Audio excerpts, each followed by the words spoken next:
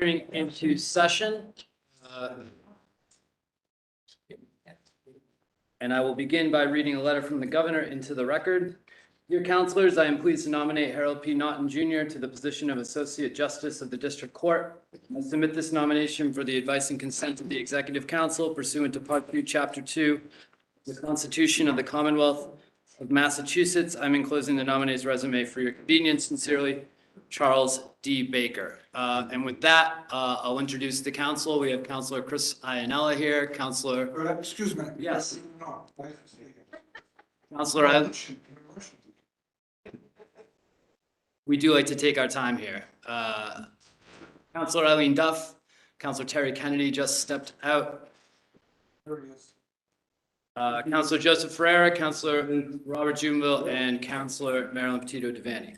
And with that, Attorney Naughton, if you'd like to introduce who you have here with you today, and then call up your first witness. Thank you, Mr. Chairman. Councilor, with me, I'm proud are three of my four children. My son Tiernan Naughton, a 2021 graduate of the College of the Holy Cross with degrees in International Studies and Mandarin Chinese. He just returned from Taiwan. He leaves in 3 weeks for Ghana, West Africa with the Peace Corps.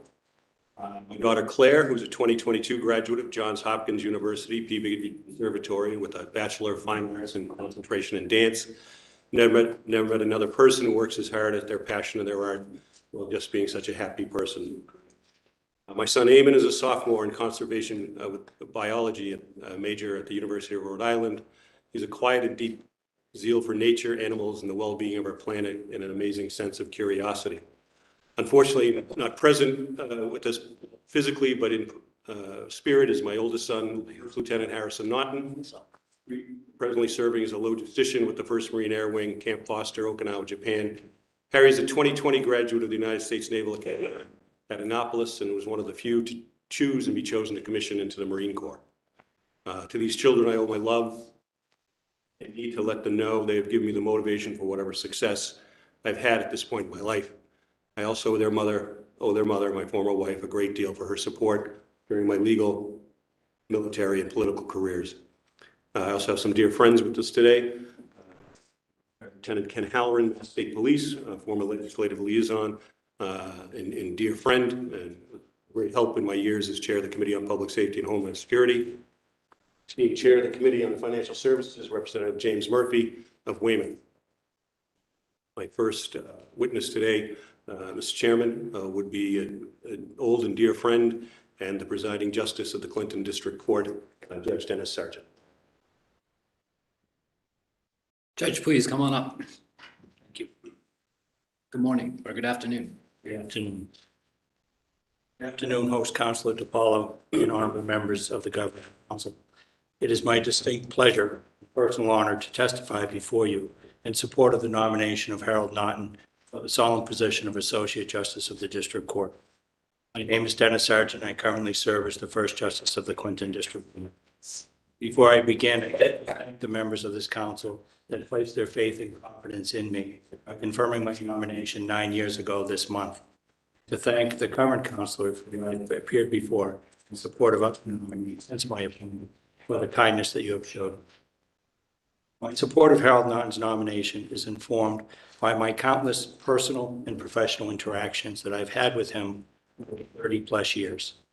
This includes when I served as a judge advocate in the United States Air Force, in my private practice in Clinton, when I was a Clinton town solicitor for 12 years, overlapping with prior to the time that Harold was a state representative, and as assistant clerk magistrate and now judge of the Clinton District Court. During each of my extensive interactions with Attorney Naughton, I have found him to be even-tempered, thoughtful, and respectful, to be a good listener, and to exhibit common sense and wisdom, all qualities which I believe are essential to being a great district court judge. I have witnessed Attorney Naughton deal even-handedly and tactfully with difficult defendants and attorneys, skillfully handle complex issues as a state representative, compassionately represent defendants with mental health and/or substance use disorders, and empathetically represent victims of domestic violence, which in the emotional and adversarial system of the district court is a credit to his impeccable people skills, his empathy for others, and his humanity. On a personal level, Attorney Naughton is very affable, easy to get along with. Attorney Naughton's diversified and well-rounded legal background developed over an outstanding 30-year-plus career as a dedicated assistant district attorney in Worcester County and practice as a well-respected defense attorney and civil litigator. During his distinguished 26-year career as a state representative, and his exemplary military career as an officer and judge advocate for the States Army, with multiple deployments overseas and in Afghanistan, provides him with a unique perspective and appreciation for the attorneys and litigants who will appear before him in the district court.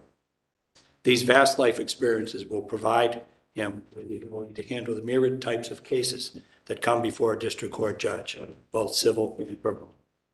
During his time of service as a state representative, a highly decorated military, Attorney Naughton has earned the respect of members of the bar, members of the judiciary, and the community.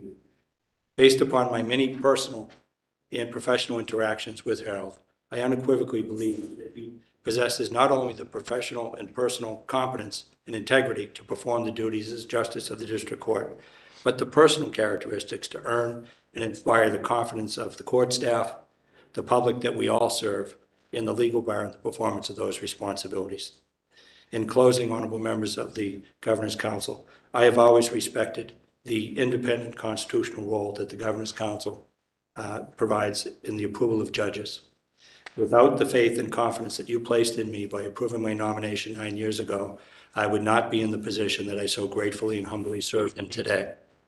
It is with this same humility and respect that I ask you to exercise your considerable discretion and to approve Harold Naughton's nomination as Associate Justice of the District Court. Thank you. Thank you. Any questions from the councilors? Councilor Jubenville? Nice to see you, Judge. Nice to see you too, Councilor Jubenville. Usually I see you sitting up in the courtroom and you do a wonderful job. I don't think I've ever heard a bad word spoken about you since you. Thank you, Councilor. I appreciate that. And again, thank you for voting in favor of my nomination. It was a very good vote for all the citizens of the Commonwealth. Thank you. Councilor Devaney? Welcome back. It's been a while. Thank you. I think, oh my gosh, my niece-in-law, so before I was on the council, and she's retired, but just there with her. Yes, I did. She was a wonderful probation officer. She wrote a letter on my behalf for my nomination. No, she is very proud of her. So tell me, your knowledge of this nominee, what do you think the greatest quality that he's bringing to the court? I think the greatest quality, if I could sum it up in one word, would be that he's fair. Something more than that, really. Well, thank you. It's such a pleasure. Is this the first time you've been back? No, I've been back most recently and testified on behalf of John Ravelli for his nomination. That's right. That's- Another great appointment. Thank you for all your service. Thank you. I appreciate that, Councilor. Thank you for your service. Thank you, Councilor. Councilor, I know. Sorry, Nice to Councilor. see you, Judge. See you, good Councilor. I know. I don't get out your way, but from all accounts, you're doing a great job. Continue the good work. Good to see you. And thank you for your vote 9 years ago. Thank you. Councilor Kennedy? Ditto. Thank you for your vote. Job, Judge. The chance to appear in front of you once in a great while, and find my way out to Clinton. And everybody in the courthouse has a lot of respect for you, all the lawyers, all the DAs, so everybody in the clerk's office, probation, you're doing a great job. Keep it up. Thank you, Councilor. I appreciate that. The same. Thank you for being here this afternoon. We appreciate it. Thank you. Counselor, my next and final witness would be Attorney Robert Rice, a law school classmate. We've practiced together some, and we also served in the House together. Attorney Rice. Good afternoon, Attorney Rice. Good afternoon, Counselor. Thank you very much. Ladies and gentlemen, really my distinct pleasure here today to offer my wholehearted endorsement to my friend of over 35 years, great friend of long standing. We were law school classmates, colleagues in the House of Representatives, but most importantly for these proceedings, we have been members of the Massachusetts Bar together for our entire legal careers. Harold is someone who I feel is singularly qualified for the role on the bench. As an assistant district attorney, he always placed the rights of victims as paramount, but he also balanced that always with a sense of prosecutorial fairness. As a civil attorney, when he went into private practice, his criminal practice, he brought a zealous defense, but also when he was an assistant district attorney, he always represented his clients with strict adherence to the rules of professional conduct in criminal matters. Civil matters, he has wide experience, so much so that on numerous occasions, because of his knowledge of the law and his application of the law to the facts of the case, it was my confident and enthusiastic referral of many of my clients who I couldn't represent for one reason or another to Attorney Naughton. And I always felt that my clients were in superb hands with his counsel, advocacy, and intelligence. He has had trial experience, which I know you members of the committee really think, and rightly so, is so important. He has tried cases in just about every department of the trial court. He has tried personal injury cases, contract cases, civil disputes, and many of those cases we worked on together, and I can vouch for always his preparation, earnestness, zealousness, and knowledge of the facts and the law. As a member of the Judge Advocate Department of the Department of the Army, as a member of the Army Reserves and the Massachusetts National Guard, Harold exhibited great courage under fire. As a compliance officer, he had to make decisions on the battlefield under fire in terms of application of military law to operations.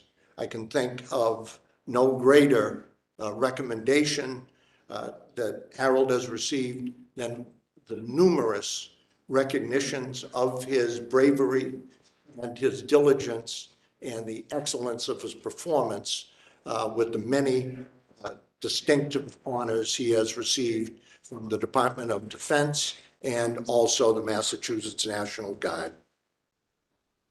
Short, ladies and gentlemen, I think that Harold, with his 40 years wide experience in all aspects of the law, he is now ready, because of that experience and the knowledge he has gained through that experience, to now take the next step in his legal career and administer justice as a sitting justice of the Massachusetts Trial Court in the District Court Division.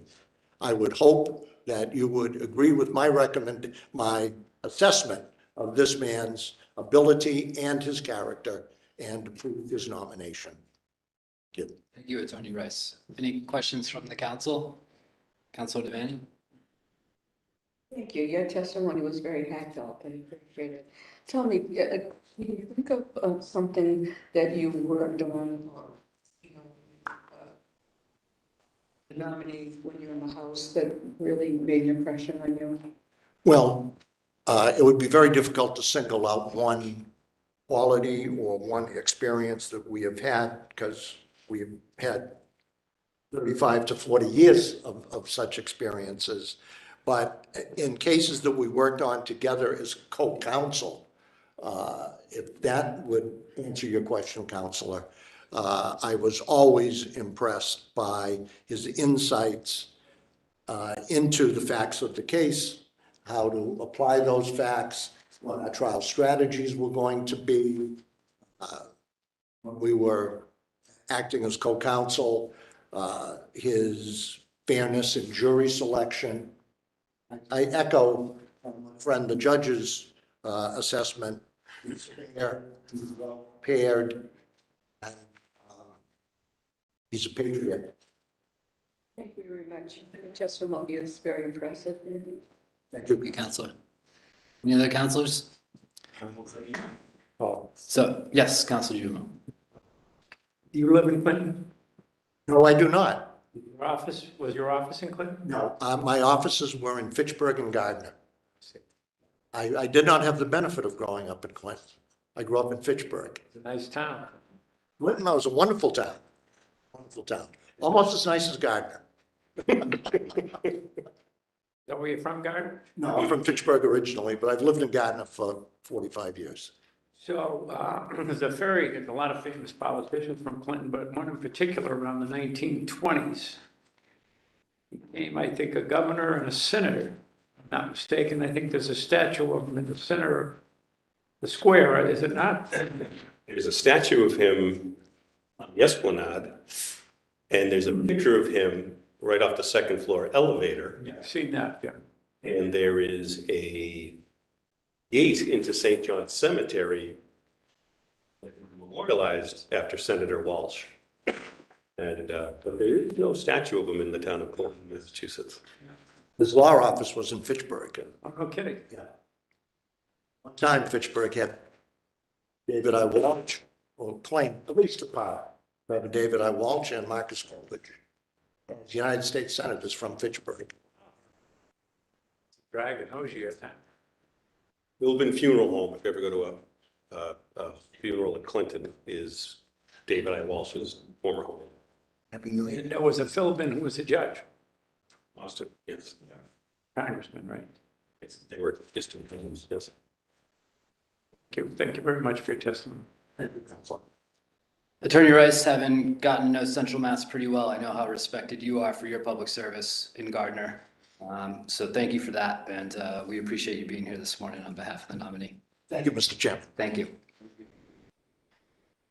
Attorney Naughton, if you have a statement you'd like to. Thank you. He didn't do the opposition, his kids wanted to say something. Oh my gosh. Thank you, Counselor Kennedy, saving me again. Is there anyone here to speak in opposition to the nominee? There being none. Attorney Naughton, take it away. I thank you, and realizing the heaviness of your work today, I'll do my best to be very brief, but I come to you today as an attorney with 31 years of practice at the bar. I've tried cases in the district court from civil motor vehicle infractions in front of a clerk magistrate to vehicular homicides and serious narcotics in front of 12-person juries in the Superior Court. I've represented civil clients in personal injury and breach of contract cases in both the district and Superior Courts.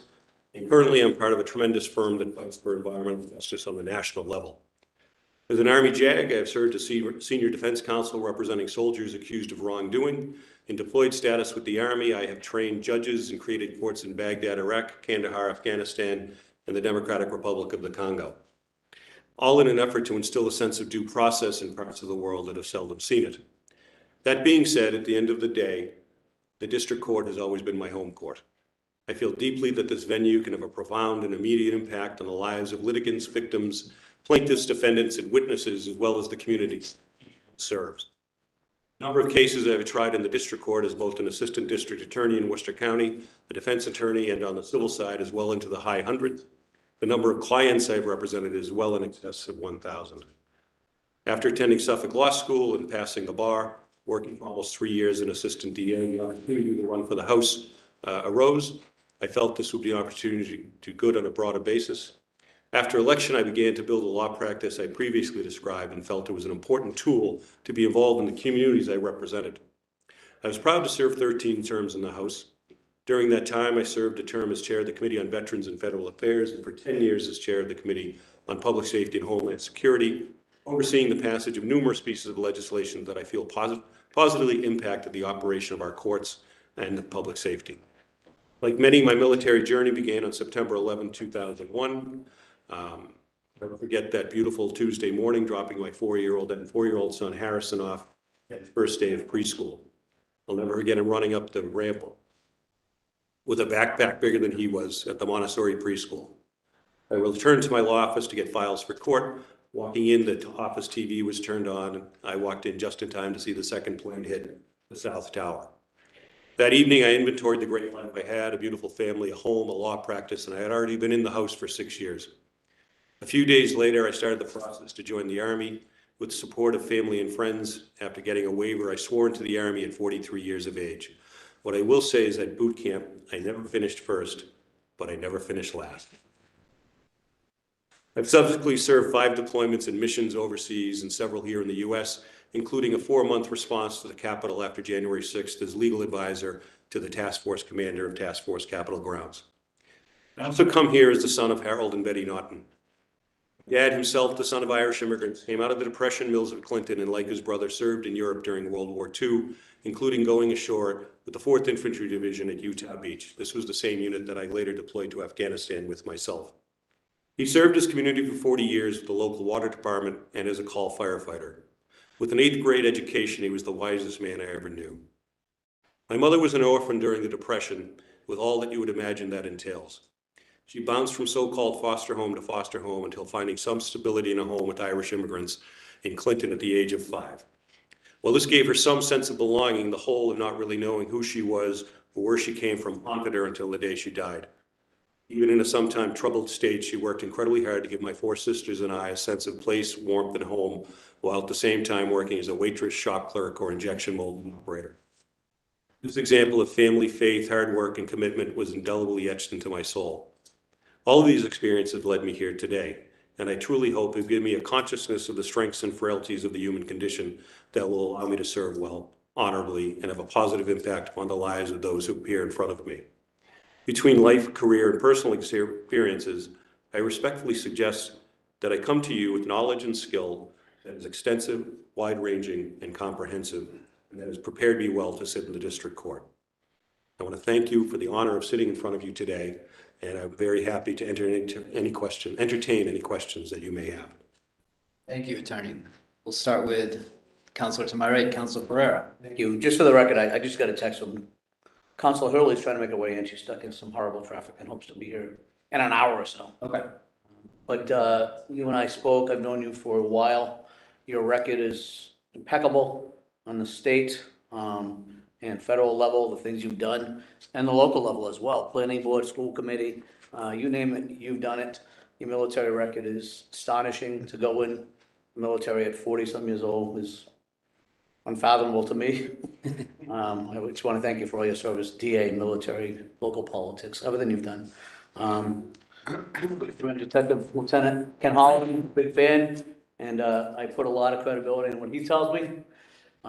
Driving here, I got a call from Leo Boyle. He said he sent you a nice text to your home phone, but he wishes you well and says great things. Oh, that's nice.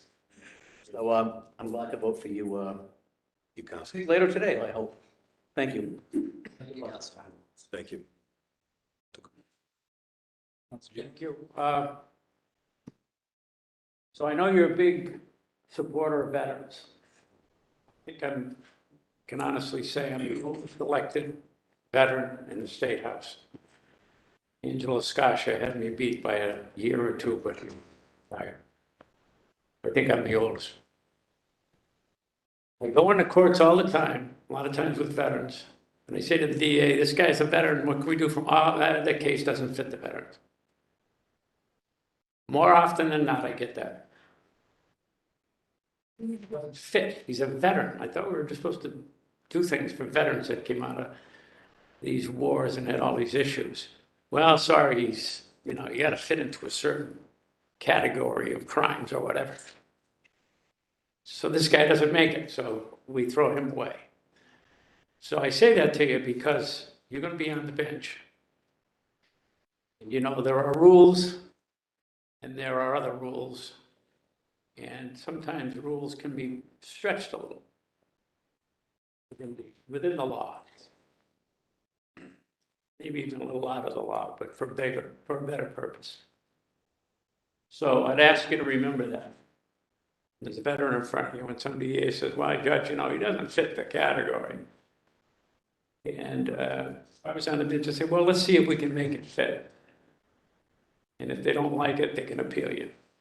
But at least you've done it for the veteran. Guess what? They can't fire you. Okay? Can't do it. So I think you'll make a wonderful judge, and I'm glad you stuck with this process and finally made it. I'm going to be proud to vote for you. Thank you, Counselor. And I'll be proud to whatever we can do. And I know, my dear friend Judge Sargent is a veteran of the Air Force himself, and the work we've done with Representative Murphy and former Representative Rice on the Valor Act, the Welcome Home Act 2, but it never ends.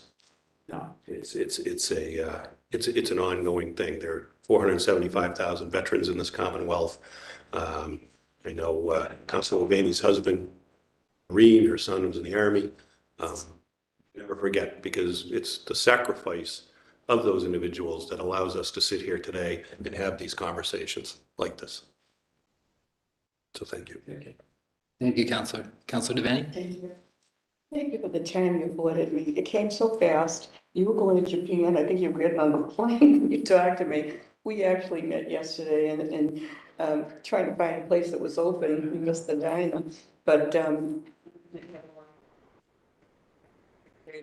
I've been a fan of yours for so long when you were here. I miss you. I miss you being in the veterans and all the things that you've done for veterans. And do you miss it at all? I miss the people.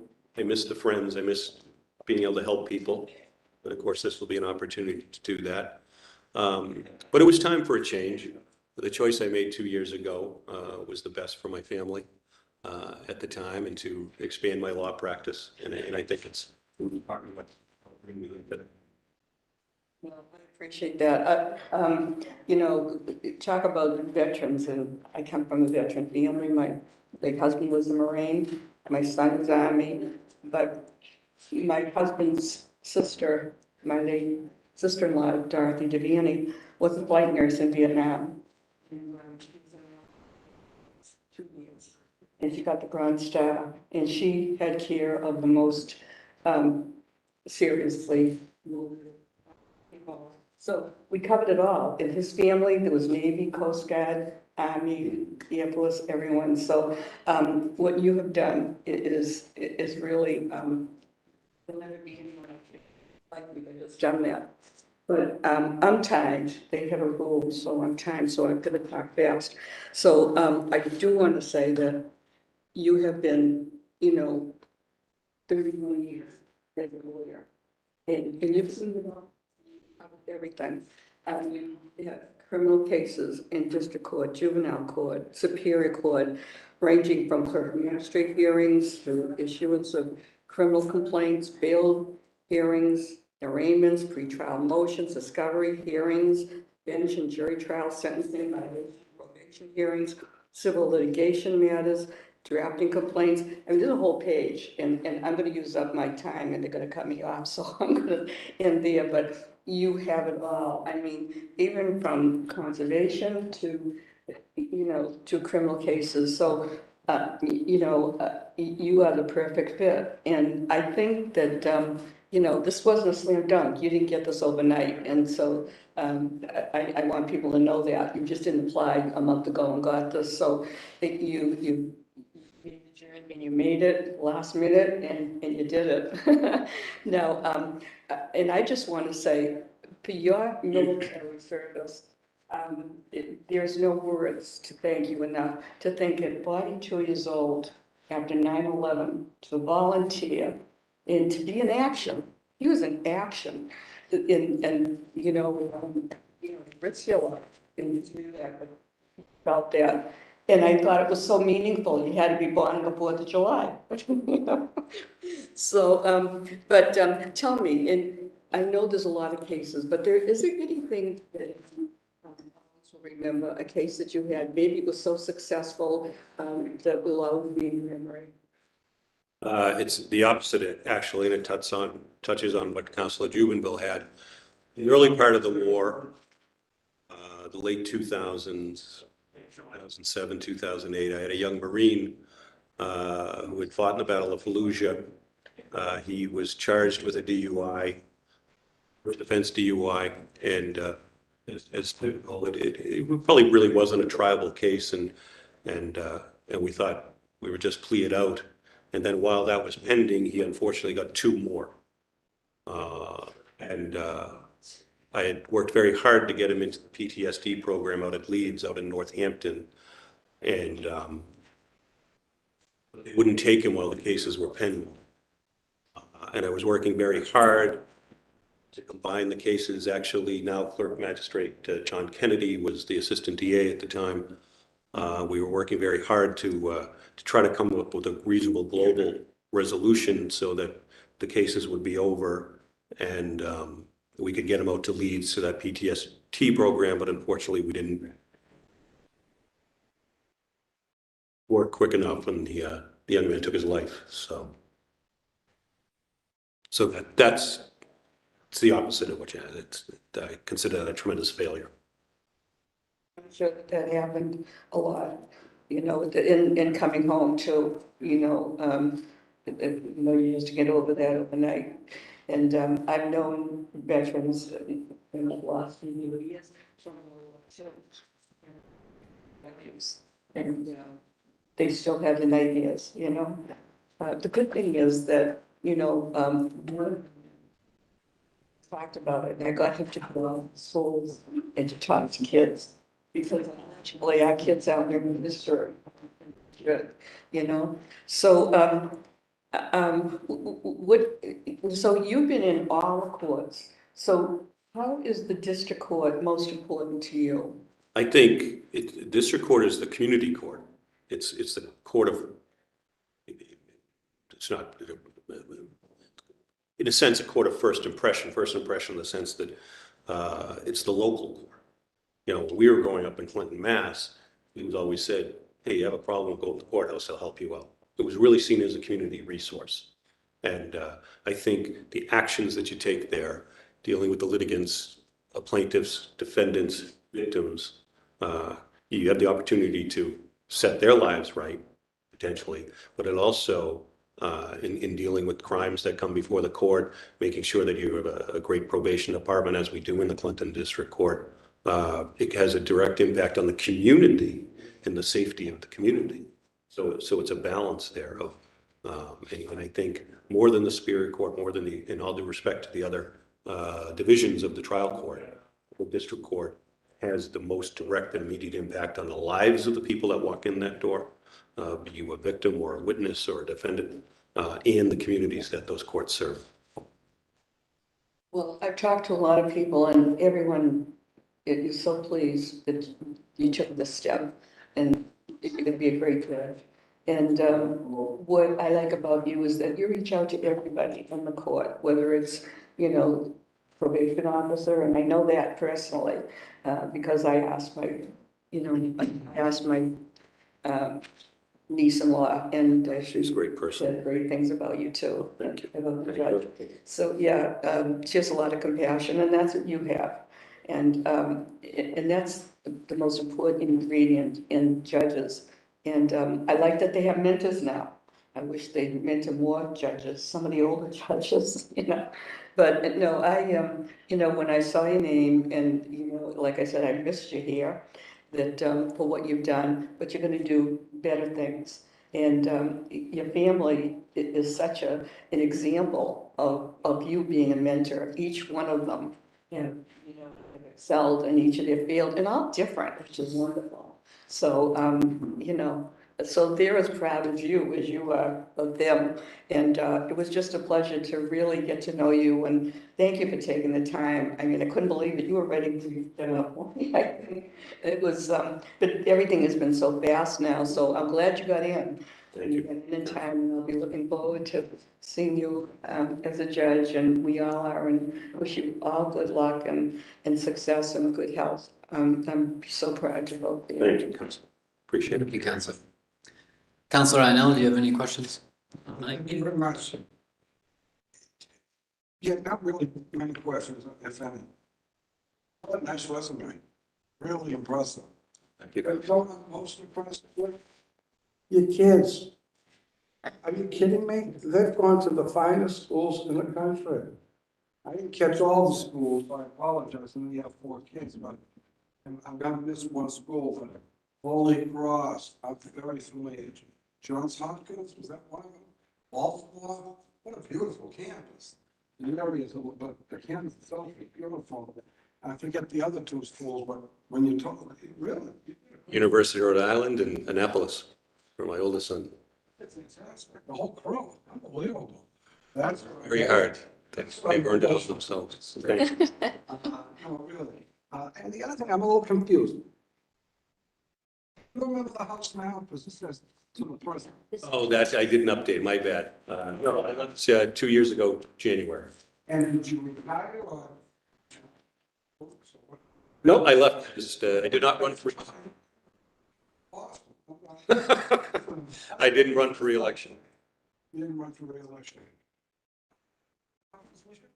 It was the right time, and I had a great opportunity with the firm that I work with now to go in as a partner. And it's been great, and they're very supportive of this.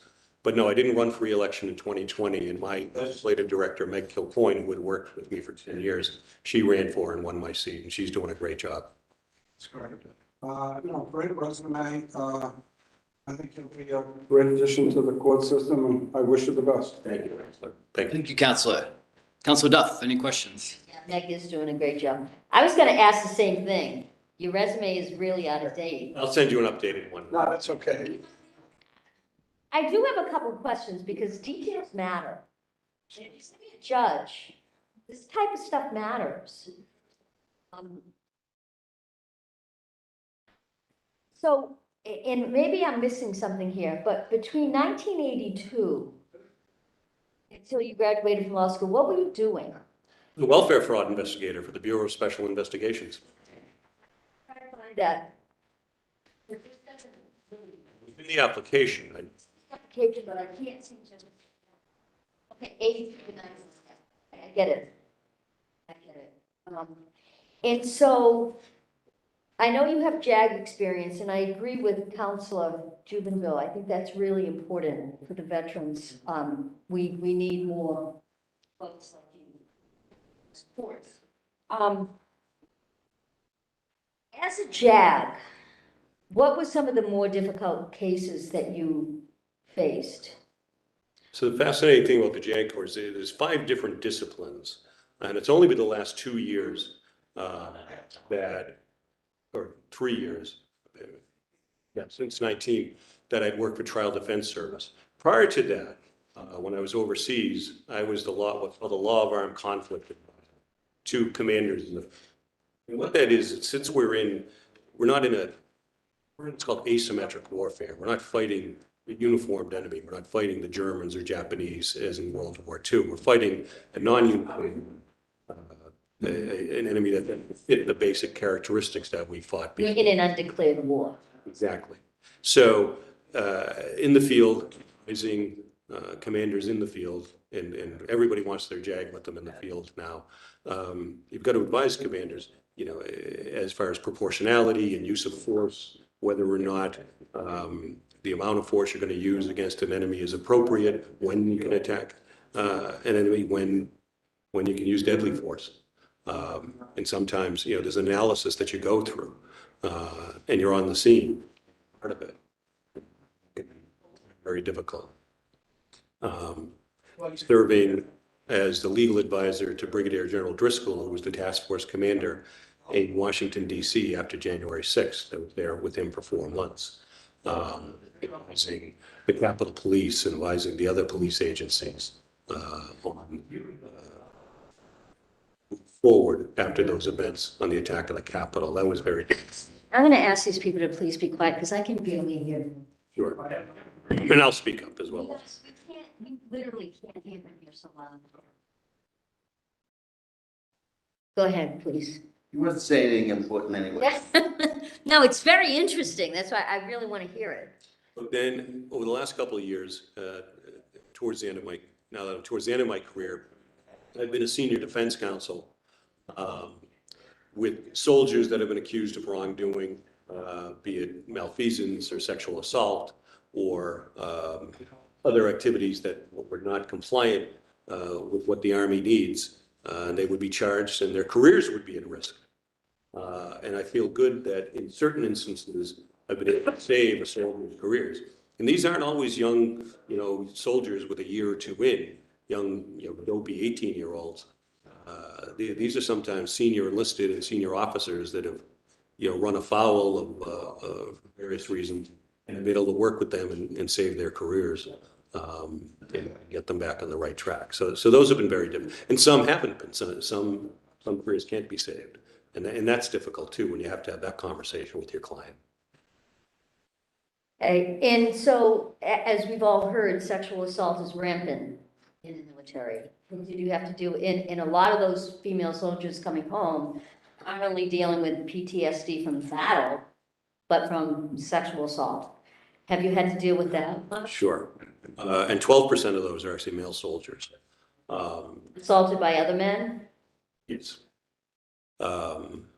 So yes, I have had many instances where soldiers have been charged with issues in and surrounding sexual assault. And some have been convicted, some, like the civilian courts, have not been. It's fact-based, but the Army has taken, and I think the JAG Corps within the Army has taken a strong lead over the last several years of making sure that every soldier is aware, every service member is aware that this just is not tolerated. And it's like any big organization. It takes change, it takes time. It's like changing the course of a ship at sea. It takes time to make those changes and that impression upon all soldiers. But you can always do a better job, absolutely. But now, the issue's been faced, and through congressional action, I remember working with, before she left office, Congresswoman Tsongas. That was a big issue for her. And we worked with her on that issue to try to get more training and more attention to come to that issue. Every soldier, female, whatever their issues are, should feel safe in that environment, should feel protected by their fellow soldiers. Well, yeah, they should, and it's, I have a very dear friend who's long-term military and JAG and has sat on some of the most fascinating cases. And you hear about this, and it is, rape's an epidemic. And it's an epidemic, and the civil courts frankly don't do a very good job, in my opinion. You see these sentences which are slaps on the wrist, if anything at all. I mean, they're absurd at times. And to me, it's a charge that's pretty close to murder. Taking something from somebody that they will literally never get back.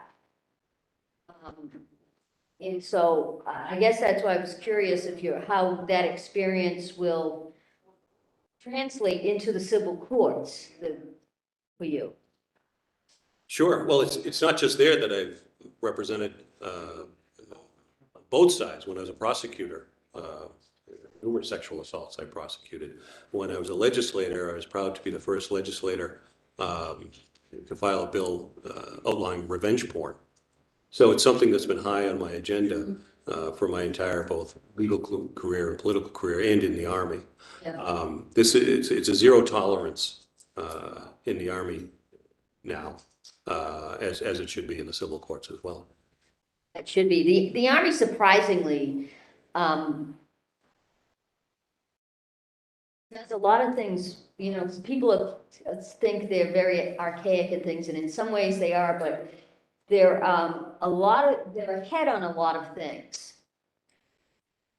Because they have to be. Scientifically, they've always been ahead on a lot of things. So it's interesting. And so what made you want to go to law school? What interested you in that? That's Interesting you say. When I was investigating those welfare fraud cases up in the North Worcester County, we would put the cases together, man in the house cases and people receiving benefits that they shouldn't, and we would file complaints in the district court. And I would, similar to any police officer or investigator, and I'd go to the court.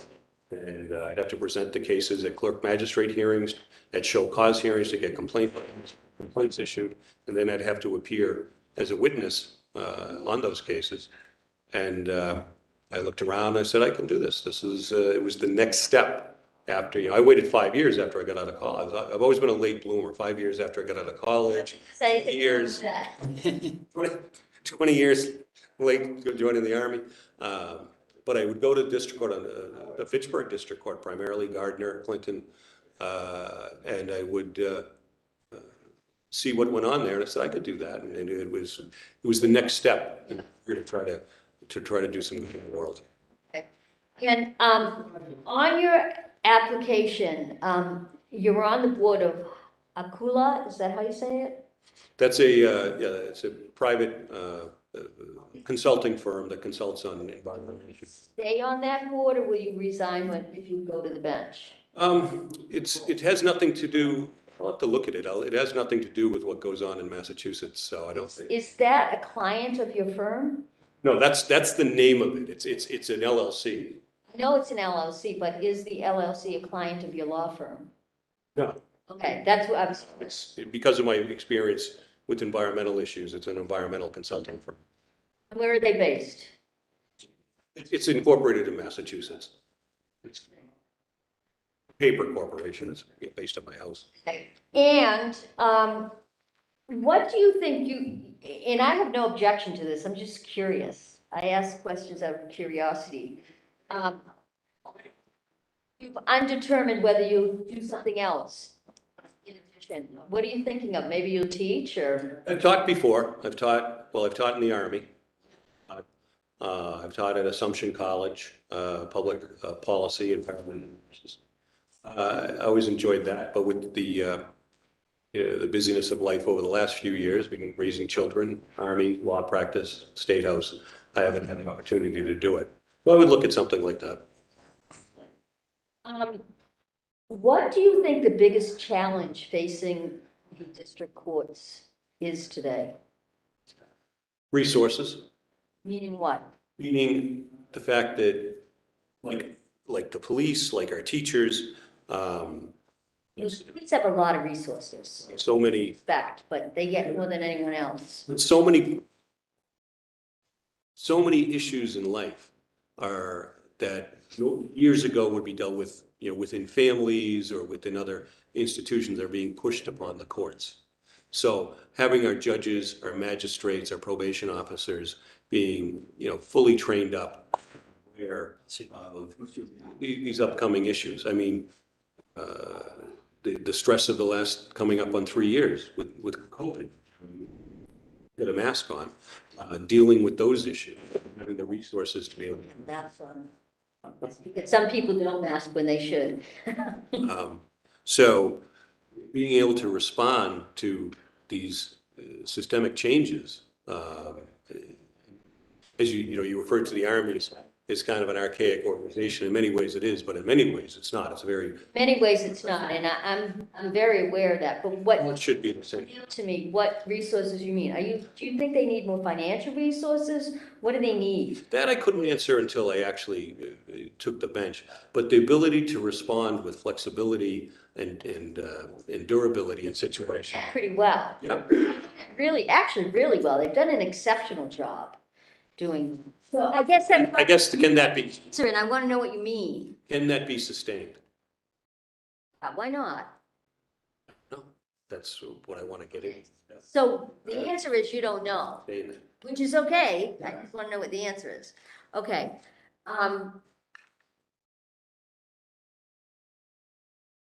What do you think about, what do you think the importance is of, you don't know what court you're going to be sent to, do you? They'll send you wherever they need you, because right now there really isn't even an opening. So this is kind of like a safety play. So, the philosophy in the courts in Massachusetts has been, in the last few administrations, be curious to see if it is in the next too, is shifting towards the hub court system. What do you think about that? What do you think the impacts are of it? Again, it's not something I'm very experienced with at this stage of the game, but I really would be very hesitant to give up that community court model that I've grown up in in my practice over the last 31 years. And I know there's been talk of a super court up in North Worcester County over the years. I know there was a presiding justice several years ago that wanted to amalgamate the Fitchburg, Gardner, and Leominster courts. I don't know that I like that, honestly, to be honest with you. I think that takes away from the community aspect of the courts that I find incredibly important. Well, as you know, as everyone knows, I'm a huge fan of the community courts. I think they're imperative to access to justice, but also we have a crappy public transportation system in this state. And if people can't get to court, they literally don't have access to justice. I mean, literally don't have it. And I haven't seen, well, there has been some movement in the form of giving people, vouchers and the means to get to court. Because right now, it's very inequitable. If you're in, all right, I live in an island, I live in Gloucester, where we have a community court. When they wanted to move us to Salem, actually, we're gonna be moving, when the courthouse is repaired. So how are my constituents there going to not be held in contempt if they can't get a train? Because the trains don't run on time, and half the time they don't run. So to me, this is a huge issue. This is a legitimate issue. This is an access to justice issue. And I think it's maybe one of the biggest issues we're facing today. Twice during the course of my career in the legislature, once under Governor Romney and once under there was talk of closing courts in Worcester County or merging courts. Clinton with Westboro, merging Clinton with Leominster, or Leominster with Clinton.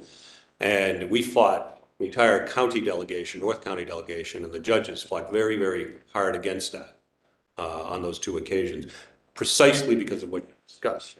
You're denying access to justice. In our part of it, there's no real public transportation out where we are. It's none out there. I mean, it's worse than where I live, which is pretty big. So it truly is an access to justice issue, and I would really, really hesitate to be supportive. I'm running out of time. But I do want to say, I liked what you had to say about the community courts. I bring it up because I think, especially for the others that are sitting here, it is a huge issue that we need to face. And it is completely entwined with public transportation, completely. And so funding is needed for the courts to actually get people to court. In going back to your initial question, Counselor, about issues that I see when I said resources, that's. It is, but you didn't say that to me. Oh, Sam, no, Like details, and You- from your resume, I want details. pulled it out. It's in the, that's where the facts are out. Huh? I'm out. Next. You, Counselor. You're welcome. Counselor Kennedy, thank you for your patience. Didn't I say about 20 years ago, if you ever got here, I'd vote for you? I'm gonna keep my word. Thank you, Counselor. All set. I have no other questions. Thank you, Counselor. Attorney Naughton, thank you for your service. Clinton continues to be represented by a veteran in the Senate. Senator Cronin's doing a great job, and I think Rep. Kilcoyne's doing a great job. Thank you. Yeah, they both are. As you did for your communities. So one thing that we hear about in this chamber a lot is some of the courthouses around the state that need resources for simple infrastructure improvements, right? So with your background, what can the judiciary be doing to advocate for that? Well, I think, we've got clearly the three branches of government. If I bring with me anything, part of it is knowledge of the legislative process. ongoing process, and relationships wherein that I advocate strongly on behalf of the entire judiciary, but specifically the district court department, to try to get infrastructure resources, the resources for access to justice, transportation, litigants, and people that need to appear in the court. I think I bring that to the table, that knowledge gained over close to 3 decades in the legislature. Something to be sneezed at. I ask because I think it could be valuable, could be a valuable piece. You were the former chair of the House Subcommittee on Drug Courts, and we've talked a little bit about things today, and you've shared the insight and compassion you have for folks, whether it's PTSD or whatever might be going on in the background. So could you just talk for a moment about how you balance public safety with the pragmatic concern to reduce recidivism and to craft situations where people are not going to end up back in court? I think we've done a pretty good job in Massachusetts, but it's ever evolving with drug courts and with veterans courts. Actually, when I sat as chair of the subcommittee on drug courts, I went out to Buffalo, where the very first drug courts in the nation started. That was in the late 1990s. And such a high percentage of the cases that come into the district court are substance abuse oriented that, we can't lock up these problems. We've got to, and it changes. In the 90s, it was marijuana and cocaine, and it's morphed to meth and the other very dangerous drugs that are out there today. So we've got to constantly be vigilant and on guard and adapting and evaluating and evolving our programs to deal with these ever more highly addictive drugs. And we're not doing any service to anyone if we're locking up the people charged with possession of those drugs without providing them the resources needed, again, coming back to resources needed to face that problem once and for all.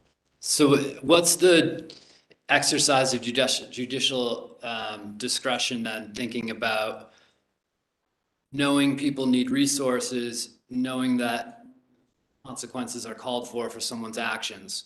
I mean, if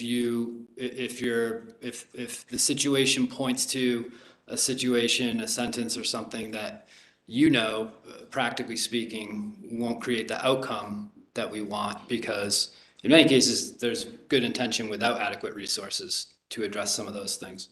I mean, how does that play out in one's judicial discretion? I think we need to be cognizant of alternative disposition methods from the get-go.